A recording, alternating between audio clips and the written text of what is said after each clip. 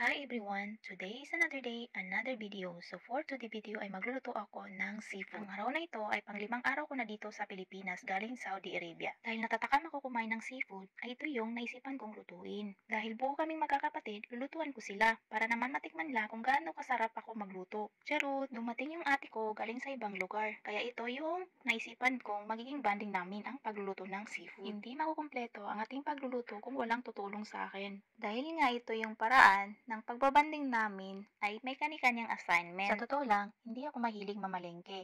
Kaya kung may gusto akong ipabili or gustong kainin, ay pabuti na lang at may nagpo-volunteer na pupunta ng palengke. Kaya shout out sa'yo sa aking bayaw.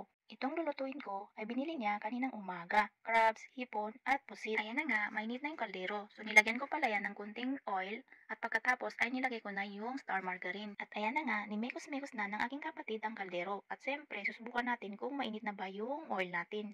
At ayun na nga, mainit na yung ating star margarine. So, ang una kong nilagay ang bawang, siyempre. At ayan na nga, nimekos-mekos na ng aking kapatid. At hintay natin na mag-golden brown yung ating bawang. At pagkatapos nun, saka natin ilagay yung sibuyas, ginger, at dahon ng sibuyas. Every time na magluluto ako ng seafood, ay nilalagyan ko ng ginger para pampatanggal ng lansa. At ito na nga, ilalagay ko na yung sibuyas, daw ng sibuyas at ginger.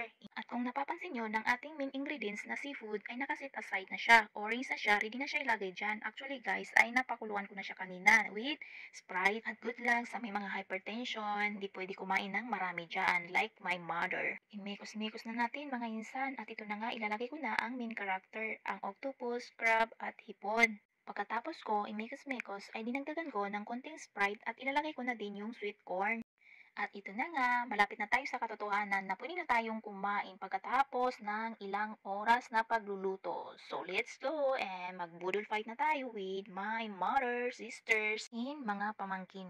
Ang banding na to ay wala kaming kasamang lalaki, kundi ang aking maliit na pamangkin pa. Kasi yung aking tatay at mga asawa ng kapatid ko ay nasa bukid sila. At yung isa naman ay nasa paling. Let's go and happy eating, happy budol fight with you guys.